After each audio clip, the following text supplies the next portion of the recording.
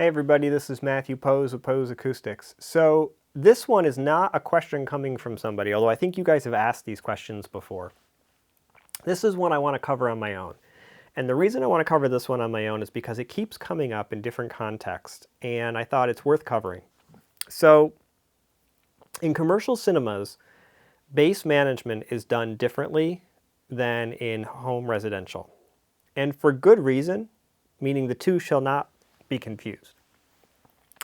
In commercial cinemas and larger studios, the standard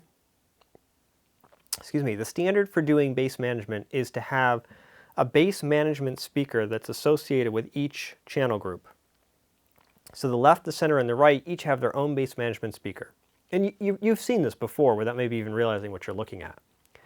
If the speaker itself is not capable of 30 hertz and above output, you'll often see the mid-range high-frequency module sitting on top of a bass module.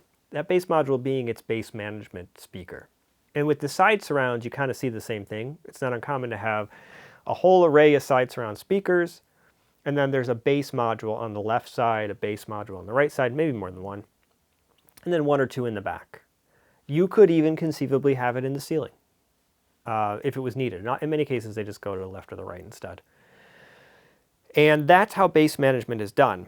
And then in the front, there is typically one or two dedicated LFE speakers. They're unrelated to the bass management speakers. So the LFE and the bass management stuff is not combined together and then sent to a group of subwoofers. It's actually all separated out. There are people who believe that because this is what's done in the pro world, this is actually what you want to do in a home and that you'll get better results because it better mimics what's happening in the studio and in the cinema. But they're wrong. And in fact, we've been having issues with Dolby and others with small studios because they apply the same logic to small studios, even though we have good science to say that what they're trying to do is wrong. That idea didn't come from science of separating it out like that. That idea came from reasonable behaviors for how you would design large room acoustics. It was basically good hunches that were followed through and turned into standard practice. Those hunches should not be applied to small rooms, and it would not yield better results. It yields worse results. So what happens when you do that is you create this like directional bass idea where it's no different than we're going back to the old way of doing things that was so problematic of a single subwoofer. It's just that now you have a single subwoofer that's moving around the room. And this is not a good idea. What's going to happen is it's going to yield very uneven bass with a lot of bass mode problems in these small rooms. Remember, large rooms don't have modal issues. So in large rooms, the modal, that crossover zone, is happening probably below 30 hertz. So there are no modal issues to contend with in these large rooms. So you don't need to worry about having a dedicated bass module creating a modal problem. But in a small room, like you're listening in, you do have this issue. And it is very unlikely your room is large enough to not have this issue. You'd have to have at least 50 or 60 feet long in every dimension. The height obviously is going to be not quite that high, but even then, 20 feet, if your room is less than 20 feet high and less than 50 feet long, you should not be thinking about your room as large room in any way, and you should be thinking of small room acoustics approaches. So we have good science. So we have Todd Welty and others at Harman, developed a paper that's become very, very famous on the use of a multi-sub approach to dealing with it. Dr. Geddes had written his own white paper on this and has his own approach to doing multi-sub, but the conclusion of both was very similar. Then you've got the multi-sub optimizer, which was influenced by all this work. It's a piece of software that generates filters for processing the signal for multiple subs, with one key requirement for all of those, and that is that the bass from all the speakers below 80 hertz or so gets combined into a mono signal and then sent out to all those other subwoofers with the special processing in a manner that allows you to get a nice, smooth, flat response across multiple seats. It addresses the modal problems. Then comes along more recent technology. You've got waveforming and you've got direct art. These are MIMO approaches. They have the same requirement. You must bass manage all the speakers, feed a mono signal into it, then it processes the signal as it needs to get rid of those modal issues.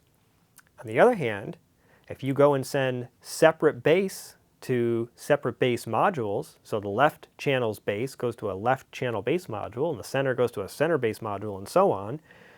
There is no way to get the benefit of these techniques that have been studied and are well understood and are clearly better than other approaches. I don't care what anyone tells you. There's no amount of bass traps you can stick into a room that's reasonable, that's going to address these issues. Every time I've ever seen somebody show evidence that the bass traps really fully fixed it, like fully, as in there's no more modal issues to the same extent that we get from these other techniques we're talking about, they usually have like 2 inches of absorption material covering every single wall in the room. I said that right, 2 inches, 2 feet. It's like it's massive, thick, bass absorbing material everywhere. It's completely unreasonable and unrealistic. And there are way better ways to handle it, as I mentioned. So I think that it's really important that we get away from this. I don't know why this idea continues to be perpetuated, but like I've even heard the guys over at Meyer Sound say this is the way to do it. And I'm sorry, Meyer Sound, you are incorrect. And Dolby is incorrect. And anybody else who's promoting these ideas are incorrect. This is not my opinion. This is the opinion of other leading acousticians and engineers in the industry, including those folks who developed that original work that looked into this. Significant, you can't go back and say, well, my experience is different. Experience doesn't matter. It's the science that matters. Significant research was done. That research consistently found and was able to describe the problem. That's one of the things that gets me is when people try to say that their experience is different from this and so they have a different way of doing it. It's not like we don't understand what's going on. The science absolutely showed us what's going on. Anybody who tries to argue that there aren't modal issues in a room is speaking out their butt. Anybody who tries to claim that those modal issues don't have any sort of negative sound effect is also speaking out their butt. I've heard that one, which is that the modes are not a bad thing, we actually want them. Well, I don't know where you got that idea from. But modal issues are one of the most significant negative sound distortions that happens in small rooms. And that's, again, well-established fact from research that's been done by groups like Harman that showed that the unevenness of the low-frequency response was not desirable. And there was an interesting dissertation paper, and I'll see if I can pull it up again sometime, maybe see if I can get that out there. This dissertation paper so unfortunately dissertations are not typically published in the traditional sense. You'd have to do that separately, but they do go into a repository, and this one I believe did. And they were looking at causes of bass problems, I'm trying to think of the right way to put it, in recording studios. And one of the conclusions was that basically unevenness in the bass in studios was a significant problem, and that they were failing to account for current science in the design of studios. And one of the things they were pointing out was that many of these studios were small enough to have modal issues, but they were not really addressing those, and that one of the fixes would be to use a multi-sub approach. I remember finding it interesting that they didn't even reference Welty or Getty's work at all, but made that same claim. Now it could have been, there's a couple reasons. One is because sometimes academics working on their master's degree, for instance, don't have enough experience to know how to write a paper like that, and so they'll sometimes, they'll have read something, they'll think of it as being so common or so well understood that it doesn't need to be cited, and so they'll throw it in as just like a fact. But this is one of those things where it did need to be cited. So it's possible that they read and were aware of Welty's work, but they didn't cite it, even though they should have. The other possibility is, as Geddes has pointed out with his own work, because he developed his ideas before Welty did, but he didn't really form them into something publishable at any point, whereas Welty did. This is not rocket science. And people who have a good understanding of acoustics from a physics standpoint would draw the same conclusion. It's not hard to look at the problem and realize that's the solution. So it's possible the person who wrote this paper was conceptualizing the problem in the room and said, well, just more low-frequency sources would actually address this, which is the essence of these other methods. So to the point that I'm trying to make here, there are people like Rel is a good one. I'm going to pick on Rel. I've been apparently picking on companies lately without meaning to. This is one I'm happy to, and if they want to argue with me, I will argue back. They are the most wrong subwoofer company on the market. They like to use these high-level speaker-level inputs because they believe it performs better. And I would just say, prove it. That is a bold claim with no scientific explanation that's ever made any sense to me. So that, and prove it is not your customers are happy and you've been doing it for 30 years. Prove it is show me measurements of a line level input versus a speaker level input, both set up correctly, and the speaker level input yields better results. That's the prove it. But they've been promoting the notion that you should be connecting your center channel to its own dedicated subwoofer and your left-right speaker, and basically kind of perpetuating the commercial cinema approach in a home environment. Same problem. It just doesn't make any sense. It is not a good idea. And you don't need to connect your center channel to the speaker level inputs of a subwoofer to fix dynamic range issues with the center channel. That's what bass management does in the first place. So there's already a solution to that that was developed that's a far superior one. Why you would do that is beyond me. The better way to do it, as I said, bass manage all your speakers, place the subwoofers in the optimal positions, calibrate everything optimally, and you'll get the best bass response you can.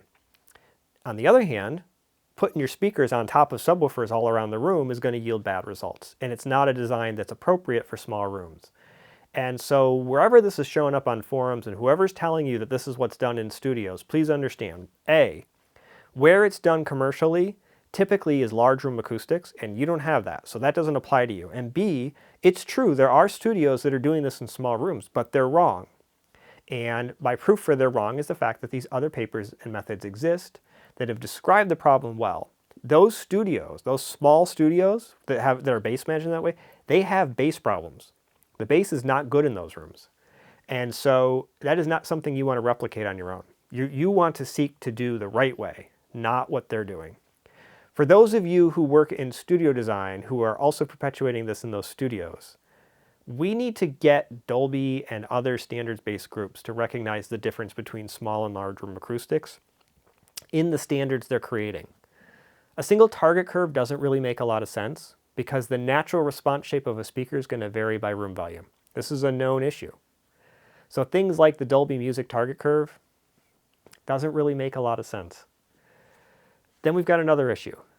The overall shape of that target curve is way too flat. Doesn't really make a lot of sense. It's going to cause people, when they're mixing, to boost the bass. 2, we should not be bass managing speakers to separate bass management speakers co-located with the channel, unless the room is large room acoustics. If there are modal issues in the room, the bass below the modal region should be made mono and sent off to these other speakers. In fact, what I'd really like to see is waveforming, which works extremely well. Direct art, for that matter, works pretty well. Done correctly, should be the standard for bass in studios. There's no reason why studios shouldn't be using the best, most advanced bass management and reproduction techniques that exist. Waveforming is the best that I've used. It is extremely good, and it would dramatically improve the bass quality in these medium to small studios. But as of right now, you could not pass, if you were to submit a Dolby Dart using waveforming, and they understood this, because it may not be clear in the document, it would not pass. They wouldn't let you do it. But it's a stupid, they're wrong to not let you do it. It's a stupid reason not to do it. Now, we've had some luck in the past arguing and basically explaining and submitting a dozen papers and getting them to say, okay, we get it. But in general, that's not an accepted method, but it's only because they haven't created a separate set of standards for small rooms that needs to happen. I mean, I'd be interested to see, even on the far field mixing dubbing stages, the smaller ones, I think, are small enough that they have modal issues. It's not happening at 80 hertz, but below 50 hertz, there's some modal issues. And I'd be very curious to see if using better bass management techniques would actually yield better results there too. It's not quite as significant as it is in rooms like ours, but these rooms that are like under 30 feet long, with widths that are less than 20 feet and heights that are less than 10 feet, very, very significant modal problems. And using this cinema studio-like bass management with separate bass managed speakers is just not a good idea. It's going to yield bad results. So anyway, I hope you found the video helpful. I hope that this impacts in some ways people's thinking about this. If it raises a lot of conversation, great. Anyone who wants to argue with me, I would say please make sure you've actually read these papers before you start arguing, because a lot of the issues that get argued are addressed in the papers and shown to be untrue. Or, the paper addresses why you'd want to do what I'm suggesting. Even directional bass, I'll just get into that. Directional bass is not like stereo bass, as in like we hear panning bass. That's not really a thing. The work that Greisinger did, for instance, on directional bass or stereo bass really had to do with our sense of spaciousness and envelopment as a result of the lateral separation at low frequencies. But this effect is understood from a psychoacoustic standpoint, and it goes away below 50 to 70 hertz. The general argument, even David told me directly, is that below 70 hertz there isn't much effect anymore. So while he doesn't really like the idea of summing everything to mono at 80 hertz because you're still in that region where it matters, you don't need to have stereo bass all the way down. Like you could just lower the crossover frequency, let's say to 60 hertz or something. And in larger rooms, that really would be fine. 50 or 60 hertz as a crossover point. But I would say that, here's my counter argument. That only worked if the recording actually contained that information. We're talking about cinema reproduction. That kind of information is not in the cinema recordings for the most part, because the bass management is to some extent often being done in the recordings too. It's not uncommon for low frequency information to be sent for the residential near field mixes to the subs anyway. It's not full on bass management, but they're not necessarily keeping as much content in the specific channels that something's happening in. And so it would surprise me if there still was benefit to doing this kind of bass management that's done in the larger cinemas in a small room, applying Greisinger's work, for instance. It's possible, but it would surprise me, including, like I said, it's not like you have to have just separate information in each channel. There's actual phase differences that need to exist at low frequencies across pairs of channels. That would be something somebody would have to actually be thinking about and implementing, and I just don't think that's happening. I could be wrong, but it would surprise me if that's actually happening, especially because they're potentially bass managing it. I mean, even when they're listening to, think about it, so even when they're listening to it in the studios that have the bass management done incorrectly, one of the things that happens is that they have to make sure everything sounds right in an actual home environment. So for the most part, they do actually go to like a TV, a soundbar system, things like that, and watch and listen to it. And they use that to make sure everything's working correctly. So they're not particularly concerned with this low frequency bassiousness, if you will, as Todd Welty once called it. All right, well, I hope that was helpful. Like this video, subscribe to the channel, pass it around. Thanks, everybody.